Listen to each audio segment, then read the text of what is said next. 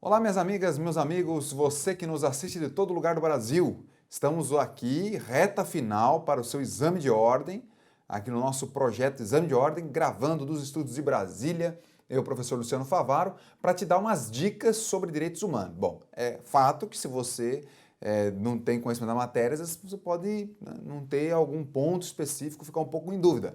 Mas eu vou tentar passar para você aqui o máximo de assunto que é cobrado no exame, que vem sendo cobrado nas últimas provas do exame de ordem feito pela Fundação Getúlio Vargas. Lembrando que, obviamente, a gente tem o nosso exercício, nosso bloco de exercício, nossos blocos de exercício, que são indispensáveis. Resolução de questões anteriores, olha, às vezes você consegue resolver uma questão numa prova agora com base naquilo que foi cobrado em provas anteriores. Então, essa é a proposta, um bloco de revisão, dicas rápidas para você, aí que vai prestar esse exame de ordem, se preparando aí nessa reta final. Bom, vamos lá. Alguns dão tão pouca importância para os direitos humanos, deveriam dar mais importância, porque a matéria é tranquila, apesar de ser só 3 questões que caem no exame de ordem, ela acaba sendo tranquila e é 3 questões para você, faltam só 37 agora para obter a média. Olha aí, gerações de direitos humanos. Pessoal, primeira revisão nossa aqui nesses 30 minutos que a gente tem para trocar bola. Olha aí, quais são as gerações de direitos humanos? Primeira geração de direitos humanos é aquela que trata dos chamados direitos civis e políticos.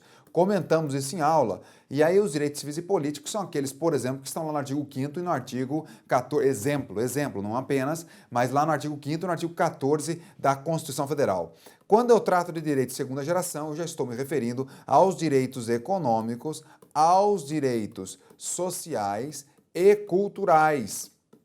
Muito bem. Pergunto, esses direitos já estão positivados? Já estão na Constituição Federal? Estão. Direitos econômicos, sociais e culturais. Aí viria aquele aluno e pergunta, professor, mas espera um pouquinho. O que está na Constituição são os direitos fundamentais. O que você está falando que são direitos humanos. Qual é a diferença? Bom, diferença de nomenclatura vai dizer assim, que olha, direitos humanos é uma expressão mais utilizada, corriqueiramente utilizada no âmbito internacional. Direitos fundamentais é corriqueiramente utilizado no âmbito interno. Pessoal, mas para dizer quais direitos são humanos, quais direitos fundamentais, isso, diria Padre Quevedo, non existe. Não existe, a diferença de conceito não há. Né? Apenas tecnicamente utiliza a expressão direitos humanos para o âmbito internacional e direitos fundamentais para o âmbito interno. Mas não vai falar que direitos humanos são mais amplos do que direitos fundamentais, sem dúvida não. Então são essas as gerações, ou você pode ver na sua prova como dimensões dos direitos humanos. Há também uma terceira geração, venha comigo, que são chamados a proteção dos direitos transindividuais. O que são os direitos transindividuais? São aqueles que protegem não apenas o indivíduo, tal como se prima no primeiro e no segunda geração, mas aqui no transindividuais você está diante dos direitos chamados, que você se lembra, difusos e coletivos, ou seja, você está protegendo uma coletividade. A título de exemplo, não apenas, portanto, você tem a proteção do meio ambiente e você tem a proteção dos direitos do consumidor. Veja que são considerados direitos de terceira geração. Direitos de terceira geração. Por que terceira geração? Repito, porque agora você não considera apenas mais o indivíduo isolado na sua grei, o indivíduo isolado na sua ilha, né, mas sim a coletividade. A proteção dos direitos de terceira geração, portanto, nós estamos adiante da coletividade. Bom, qual era o tema da Revolução Francesa, para a gente fechar? Liberdade, igualdade e fraternidade. Quando você olha nestas 3 gerações de direitos humanos, você, de acordo com a doutrina, entende que a primeira geração nós estamos diante da liberdade. Quando eu peço direito à herança, quando eu peço direito a não ser preso indevidamente, quando eu peço direito de votar e ser votado, eu estou diante do direito da liberdade. Quando eu estou diante de direitos econômicos, sociais e culturais, estou diante de direitos da igualdade. E quando eu falo em proteger não apenas eu, indivíduo, mas a coletividade, eu estou diante do direito de fraternidade, hoje dito como solidariedade. Todos eles positivados na nossa Constituição Federal, a exceção do direito do consumidor, que hoje está se estudando alguns regulamentos internacionais, tratados internacionais, todos os demais aqui têm tratados internacionais de direitos humanos que tratam desses tópicos. Professor, já ouvi falar em direitos de 4ª geração, em direitos de 5ª geração. Muito bem, se o professor de constitucional comenta isso com você, vá avante. Agora, tenha em mente que para os direitos humanos, positivado internacionalmente, que é o que eles cobram no exame de ordem, nós temos até terceira geração e ainda detalhe, terceira geração está nos seus primórdios os estudos. Bom, essa é a primeira revisão, vamos avante. Qual é a diferença entre direitos humanos e direito humanitário? Uma coisa não tem nada a ver com a outra. Direitos humanos, se eu fosse fazer uma esfera aqui, um desenho, não sei se eu posso considerar isso aqui uma esfera, né, um círculo, deve ter até aqui algum círculo, mas não vamos perder tempo. Direitos humanos é isso. Isso é o direitos humanos. Direito humanitário é uma parte, vou melhorar aqui. Direito humanitário é uma parte dos direitos humanos. Então, direitos humanos é toda a esfera. E direito humanitário é uma parte. Olha aí. Isso é o direito humanitário. Direito humanitário. Senhor, não estou entendendo, me explica melhor, que eu estou pagando caro por isso aqui, eu quero uma explicação melhor. Então venha comigo aqui nessa câmera, olha só. Direito humanitário e direitos humanos, qual é a diferença? Direito humanitário, eu estou diante da proteção das pessoas nos conflitos armados. Detalhe, tem que ser aquelas pessoas que não participam das hostilidades, seja o soldado que já está fora da guerra, seja a pessoa, o civil que não entra na guerra. Então, a proteção dos direitos humanitários, a proteção da pessoa nos conflitos armados. Nós temos como exemplo o direito humanitário de proteção a esses direitos das pessoas, a Cruz Vermelha ou a Lua Crescente para os países que adotam a religião islâmica. Daí nós temos a proteção do direito humanitário. Direitos humanos é a proteção da pessoa a qualquer tempo, inclusive nos conflitos armados. Por isso que o direitos humanos é mais amplo e uma parte dos direitos humanos é o direito humanitário. É assim que a doutrina entende. Quais foram os 3 precedentes do direito humanitário? Já foi cobrado esse exame de ordem. Bom, sem dúvida foi a criação da Cruz Vermelha lá na lá no século XIX, 1863. Nós tivemos a criação da Liga das Nações em 1919, logo após o término da Primeira Guerra Mundial, com o Tratado de Versalhes, e também a criação da OIT, Organização Internacional do Trabalho. Gosto sempre de frisar OIT, porque na minha prova, no meu exame de ordem, cobraram lá o que significa a sigla OIT, né? Organização Internacional do Trabalho. Detalhe, era uma questão de direito do trabalho, não questão de direitos humanos ou internacional. Sacanagem, né? Perguntar o que é OIT, o que significa a sigla OIT. Mas enfim, fechamos aqui. Então esses são os 3 precedentes históricos. Criação da Cruz Vermelha, criação da Liga das Nações, criação da OIT, com esses 2 últimos, com o Tratado de Versalhes em 1919. Bom, avancemos.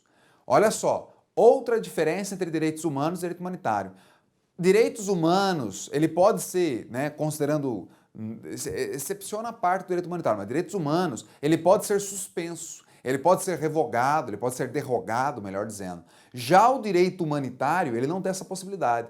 Vou te dar um exemplo. Se você olhar na nossa Constituição Federal, você tem lá, quando trata do estado de sítio, você fala que pode ser suspenso o direito de reunião. Veja, vai comigo lá para o nosso slide. Vou fazer um negócio lá. Olha só, o que eu falei? Direitos civis, direito de reunião, direito civil, não é isso? Uma geração de direitos humanos, primeira geração.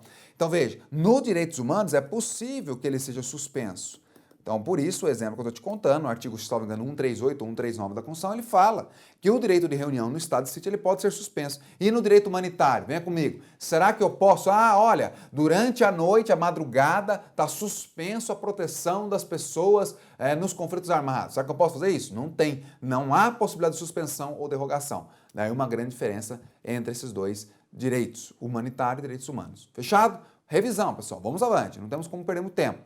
Declaração Universal dos Direitos Humanos, de 48. A primeira declaração universal, que fala de internacional, declaração feita aí pelo conjunto dos países, ela é feita pela ONU, em que aborda e que traz lá quais são os direitos humanos. Ela é de 48, especificamente do dia 10 de dezembro de 48. Essa data não tem como esquecer, que é o dia em que mamãe nasceu. Dia em que mamãe nasceu. Minha mãe nasceu em 10 de dezembro de 48. E essa Declaração Universal dos Direitos Humanos fica a pergunta. Ela é vinculante? Traduzindo, uma declaração feita no âmbito da ONU, feita no âmbito da ONU, que foi proclamada no dia 10 de dezembro de 48, logo após a Segunda Guerra Mundial, sim, né? Alguns anos após a Segunda Guerra Mundial, que foi em 45, a guerra termina em 45, a ONU... 44, melhor dizendo, a ONU é criada em 45, e aí, em 48, dos estudos da ONU, vem essa Declaração Universal, que até então não havia quais eram os direitos humanos. Aí a pergunta, será que a declaração feita pela ONU, ela é vinculante aos 193 atuais países da ONU? Sem dúvida não. Sem dúvida não. A Declaração Universal dos Direitos Humanos não é um tratado. Ela não é um tratado de direitos humanos, tal qual nós vamos falar daqui a pouquinho. Revisando daqui a pouco. A Declaração Universal dos Direitos Humanos, ela é, na verdade, uma resolução, uma recomendação da ONU para que os países adequem o seu texto constitucional às disposições ali constantes, mas não tem como obrigá-los. Veja que um dos artigos da Declaração Universal dos Direitos Humanos, ele diz, deve ser assegurado horas de trabalho razoável. Veja, o Brasil respeita? Bom, pelo menos na nossa Constituição nós colocamos que é razoável 8 horas diárias, 44 semanais. Na Constituição anterior estava lá 8 horas diárias e 48 semanais. Na França são 7 horas diárias e 35 semanais. E na China, quantas horas são? 20 horas semanais? Ou 20 horas diárias? Semanais foi bom, né? Mas enfim, resumindo a história toda, onde eu quero chegar? A declaração não é vinculante. Veja, a China, que é parte da ONU, faz parte da ONU, inclusive do Conselho de Segurança da ONU, não respeita a declaração. Vamos punir a China então? Não, porque a declaração é um documento que não gera vínculo, não é obrigacional, ele não tem, se algum país descumprir ele, não tem como punir. Então ele é uma mera recomendação. E aí, pessoal, veja, nesse contexto, depois foram fazendo outros tratados de direitos humanos, que eu comentei em aula. E aí nós vamos falar daqui a pouquinho dos tratados. Mas vem comigo. Quais são os direitos enumerados na Declaração Universal dos Direitos Humanos? Será que ela tem direito de primeira, segunda, terceira geração, quarta geração? Não, gente, sem dúvida. A declaração, considere o contexto histórico que ela foi feita. Ela tem direitos assegurados de primeira geração e de segunda geração. Ela não tem direitos enumerados de terceira geração. Então ela não possui enumeração de direitos de terceira geração. Muito bem? Cuidado com isso, portanto. Bom, essa foi a Declaração Universal de 48, é celebrada no âmbito da ONU. A partir daí, outros tratados foram sendo celebrados. Veja, ela é uma declaração, ela não é tratado. O tratado ele gera vínculo a partir da ratificação, a gente vai falar daqui a pouquinho, relembrá-lo. Bom, no âmbito da América, no âmbito da OEA, veja que ali, voltando um pouquinho, a Declaração Universal dos Direitos Humanos ela foi proclamada pela ONU, Organização das Nações Unidas. No âmbito das Américas, nós temos uma organização muito parecida, que é a OEA, que é a Organização dos Estados Americanos. A diferença básica entre elas é que a ONU é uma organização internacional e a OEA é uma organização regional. Bom, na ONU fizeram essa declaração, na OEA também fizeram uma declaração. E essa declaração da OEA também resultou em vários tratados, alguns tratados de direitos humanos. Um deles, o mais importante, que cobra toda a prova, desde que a FGV começou a fazer as questões de direitos humanos, toda a prova cobra a Convenção Americana sobre Direitos Humanos. Não pode ter dúvida que esta convenção é a mesma coisa que dizer Pacto de São José da Costa Rica, a mesma coisa, de 69, que para nós só foi entrar em vigor em 92, mas é esse Pacto de 69 que foi ao longo do tempo sendo ratificado. Bom, então vem comigo. Convenção Americana, cuidado, é conhecido também como Pacto de San José da Costa Rica, ok? Costa Rica. Olha aí. Aí vem a pergunta que não quer calar, professor. Quais são os direitos humanos enumerados na Convenção Americana de Direitos Humanos, ou no Pacto de São José da Costa Rica? É a mesma coisa que a Declaração da ONU? Direitos de primeira e segunda geração? Não, vá com cautela. Na Convenção sobre Direitos Humanos, diferente da Declaração Universal, ali nós temos enumerados apenas direitos de primeira geração. Não temos a segunda. Direitos econômicos, sociais e culturais, um único artigo. Ele trata, se não me engano, o artigo 26 ou 29, ele trata dos direitos de segunda geração, mas ele não os enumera, falando que os países têm que conceder tudo tal, mas não coloca lá, o que não torna obrigatório os direitos que ali estão previstos. Muito bem? Cuidado com esta convenção, pessoal. Muita coisa colocada lá. Enfim, não sei se vai ter esse tempo, mas na nossa aula a gente tratou desse assunto. De quais são os direitos ali enumerados. Pode parecer coisa boba tal, mas é importante você saber que, por exemplo, a pena de morte, se tiver, o país tiver, aquele país que aboliu, ele não pode voltar a tê-la. Pessoas acima de 70 anos não pode ser aplicado pena de morte. Pessoas grávidas não podem ter a pena de morte. Então, cuidado com essas questõezinhas aí no exame de ordem. Dicas, é isso que é a nossa proposta. Vamos avançar. Bom, então no âmbito das Américas veio essa convenção. Nesta convenção, especificou os órgãos de proteção dos direitos humanos no sistema interamericano. Veja, quando eu falo em sistema, alguns entendem assim, né? Volta um slide. Essa convenção americana, é dos Estados Unidos. Não, convenção americana, veja, por que a convenção é de vários países. Convenção americana é dos Estados americanos. O Brasil é um Estado americano, fica na América do Sul. Então, os órgãos de proteção dos direitos humanos do sistema interamericano, ou seja, das Américas, ele veio nesta convenção, da convenção aí da americana, ou Pacto de São José. E lá previu-se que os dois órgãos de proteção são a Comissão e a Corte. Bom, toda a prova ou trata da comissão ou trata da corte. Não tem dúvida que isso é cobrado no exame de ordem. Bom, e aí qual a nossa proposta aqui? Vamos lá. Qual é a diferença entre essas? Diferença, mas lembrando que a comissão, ela é um órgão que ela fica em Washington, certo? Washington. E a corte, ela fica na Costa Rica. A corte fica na Costa Rica. Veja uma coisa, se alguém tiver uma denúncia de violação dos direitos humanos por algum dos estados partes da Convenção Americana, que assinou e ratificou lá a Convenção Americana, esse país, ele pode ser levado a responder perante a comissão. Mas detalhe, primeiro tem que levar o caso para a comissão, sempre coloco isso em aula. A comissão funciona como uma instância preliminar. Depois que é acertado na comissão, se entender o caso, a comissão, um outro estado, pode levar o caso à corte e a corte pode eventualmente condenar o país. Só tem um detalhezinho que você não pode se perder. A corte, a jurisdição dela não é automática. Tem que ter uma cláusula. Então, mesmo que o país adira ou venha aderir, melhor dizendo, à Convenção Americana, não significa que automaticamente ele já aderiu a função contenciosa, a competência contenciosa da corte. Olha que coisa esdrúxula, né? Às vezes o país faz parte da convenção, faz parte da comissão, pode fazer parte da comissão, mas não faz parte da corte. É uma cláusula que eu comento em aula, chama cláusula facultativa de jurisdição obrigatória. Que? É isso mesmo, cláusula facultativa de jurisdição obrigatória. Veja, o país não é obrigado a aderir. A cláusula da corte é facultativa, mas uma vez aderindo, o país se responsabiliza. E aí a pergunta que não quer calar, o Brasil se responsabiliza? Sim, o Brasil assinou essa cláusula facultativa de jurisdição obrigatória. O Brasil se obrigou por ela, portanto, faz parte dessa Corte Interamericana de Direitos Humanos, certo? E aí, ou seja, ela pode condenar o Brasil. Bom, então alguns casos chegam para a comissão. Quem é que pode levar um caso para a comissão? Eu, pessoa física, posso? Pode. Um grupo de pessoas? Pode. Precisa ser o próprio, a vítima? Não, porque de repente a vítima morreu, pode ser parentes, inclusive. Ah, pode ser uma ONG? Pode, uma organização não governamental, desde que ela seja reconhecida em um ou mais estados aí, membros da OEA. Veja, dos estados membros da convenção, melhor dizendo. Resumindo a história toda.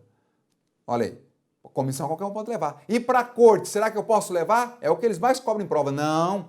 Para a corte você não pode levar. Se a comissão entender, a comissão remete o seu caso para a corte, mas você não tem esse poder de levar. Cuidado com isso. Nenhum advogado tem como levar para a corte, hein? Leva para a comissão, se a comissão entender, ela encaminha o caso para a corte. Bom, para fechar, lembrando que as decisões que a corte profere são irrecorríveis. Se ela condenou, o país tem que pagar. Detalhe, a sentença que ela profere não é recorrível, portanto é inapelável. E detalhe, a sentença que ela profere não tem. Como é que eu vou executar essa sentença se o Brasil não quiser cumprir, por exemplo? Como é que você executa? Pega a sentença, leva para homologar na STJ? Não. O Brasil só homologa sentença estrangeira, sentença proferida que vem de um outro país. Se é uma corte internacional da qual o Brasil já reconhece a jurisdição dela, dispensa-se, ou seja, prescinde. Cuidado com esse verbo na prova, prescindir, é dispensar. O prescinde homologação da STJ. Basta pegar a sentença, levar lá para um juiz competente, vara federal, e aí vai executar a sentença. Não tem que intimar o Brasil para responder perante a corte e tal. Isso não existe processo de execução lá. A sentença ela tem que ser executada dentro do próprio país. E óbvio que vai entrar na lei de precatórios, enfim, né, vai ter que entrar lá como precatório, mas vai executar dentro do nosso país por vara federal. Tudo bem? Não tem que homologar. Vamos avante, senão não dá tempo. Outro tópico que a gente colocou aqui, o Tribunal Penal Internacional. Pessoal, por que eu coloquei o tribunal? Pouco cobrado em prova, quem sabe não venha nessa. O Tribunal Penal Internacional, pessoal, ele é um tribunal que julga indivíduos. Ele julga pessoas. Veja, cobraram acho que 2 provas no máximo, a FGV cobrou a respeito do Tribunal Penal Internacional. Cuidado com uma coisa, ele apenas julga indivíduos que cometeram crimes de guerra, crimes de genocídio, não vai ter como falar muita coisa, né? Genocídio, crimes contra a humanidade e crimes de agressão. Lembrando que os crimes de agressão, eles estão ainda sendo tipificados e vão entrar em vigor aí a partir do ano que vem, 2017. Muito bem? Então, crime de guerra, genocídio contra a humanidade e agressão. Veja uma coisa, então o indivíduo, além de ter direitos, primeira, segunda, terceira geração, ele tem obrigações. Se ele fizer qualquer caquinha, ele pode respondê-la perante o TPI. Detalhe, esse tribunal ele tem um caráter de complementariedade, o país pode responder internamente, o país pode responsabilizar o indivíduo internamente, e se então não tiver a responsabilização, aí que o TPI vai lá e pega para responsabilizar aquele sujeito que cometeu um desses crimes. Para fechar a respeito do TPI, essa é uma grande diferença, vem comigo só para a gente fechar aqui, ó, do TPI para a Corte Internacional de Justiça, que é trabalhado lá pela professora de Direito Internacional. A Corte Internacional de Justiça, ela julga estados, ela julga países, tá? E já o TPI, ele julga indivíduos, então essa é uma grande diferença. E uma outra coisa a respeito do TPI, você tem que lembrar que ele não tem pena de morte. O TPI ele tem até pena de prisão perpétua e tem inclusive pena de até 30 anos ou perpétua, pena de perdimento dos bens, de multa, mas não tem pena de morte, tá bom?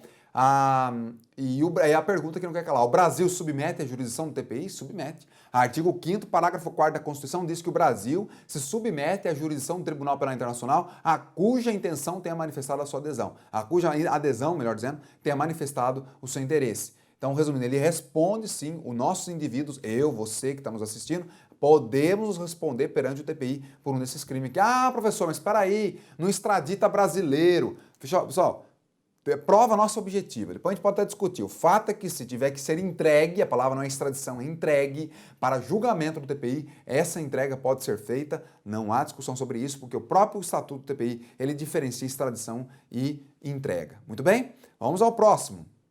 Olha aí, mais 2 tópicos para a gente encerrar o nosso bate-bola, jogo rápido. Olha aí. Quórum de aprovação dos tratados de direitos humanos. Bom, o Brasil foi lá, celebra um tratado de direitos humanos, sei lá, Tratado das Pessoas com Deficiência. Qual é o quórum de aprovação desse tratado? Qual é o quórum? O quórum é de 3/5 em 2 turnos em cada casa. Muito bem, cada casa. Bom, esse quórum é para quê, professor? Para o tratado ter status do quê? Status ou estatuto, né? Status de emenda constitucional. Já cobrado várias vezes no exame de ordem. Faz tempo que não vem. Vai que vem agora. 3/5, 2 turnos em cada casa. Cuidado, 3/5 é o quórum mínimo. Se viesse lá na sua prova, um tratado de direitos humanos celebrado pela República Federativa do Brasil, aprovado em cada casa do Congresso Nacional em 2 turnos por 2/3 dos respectivos membros.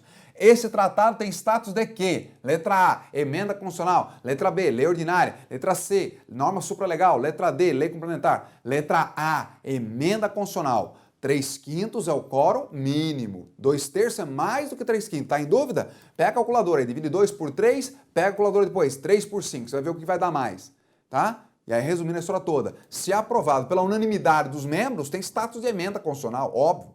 Bom, volta comigo. Professor, e se não for aprovado pelo quórum 3/5 e 2 turnos em cada casa, for um quórum menor? No caso do Pacto do São José da Costa Rica, não sei qual foi o quórum, vou até colocar um ponto de interrogação, mas foi aprovado em turno único, em cada casa. Veja, não respeitou o quórum da emenda.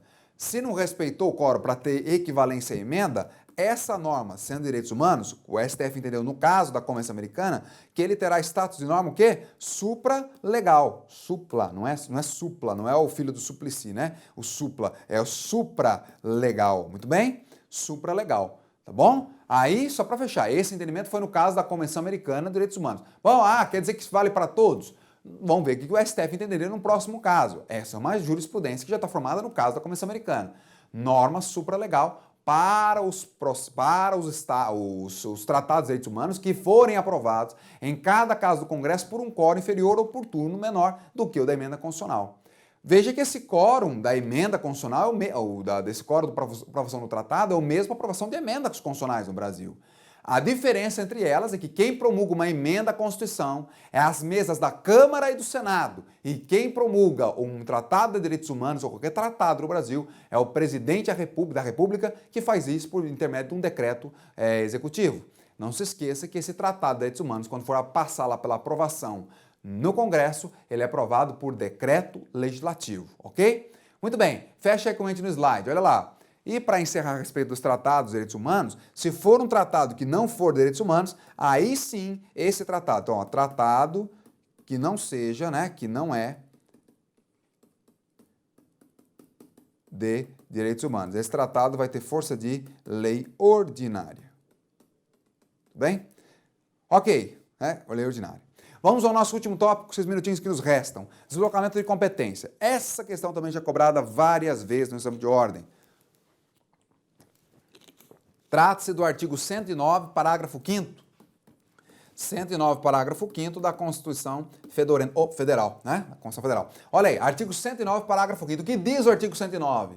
Que nos casos de violação grave, ele fala em introduzir a palavra, grave violação de direitos humanos, decorrentes de tratados internacionais de direitos humanos, talvez que não é qualquer tratado, tem que ser um tratado internacional de direitos humanos, da qual o Brasil faz parte, é signatário, pode o PGR, o Procurador-Geral da República, talvez que a competência só dele, pode ser provocado? Pode, mas ele que tem, talvez que cobraram no exame de ordem, falando que a família do João ia pedir deslocamento de competência. Não, quem pede é o PGR, pode até chegar ao PGR a denúncia, a reclamação, o que seja. Não vê o caso, que eu não estou querendo tecnicamente, falando, pode chegar a reclamação lá para ele, olha, está violando direitos humanos. Ele pode pedir, mas agora veja que a competência é exclusiva dele. Resumindo, pode o PGR pedir ao STJ, veja que não é STF, é o STJ. Por que STJ, professor? Porque a gente está praticamente tratando como se fosse um conflito de competência, né? Não é conflito, é deslocamento, mas da justiça comum. Justiça especial, justiça comum. Justiça federal e justiça estadual. Então não é STF. Mas o PGR só atua perante o STF. Nesse caso vai ter que atuar perante o STJ. Resumindo a história toda, pode o Procurador-Geral da República requerer ao STJ que, deferindo, vai deslocar a competência. E aí ele desloca a competência da Justiça Estadual para a Justiça Federal. Veja, ele pode fazer isso, o PGR, em qualquer fase do inquérito ou processo. Veja que então não precisaríamos nem, falei várias vezes aqui, mas precisa ficar atento mesmo. Acorda aí, meu amigo.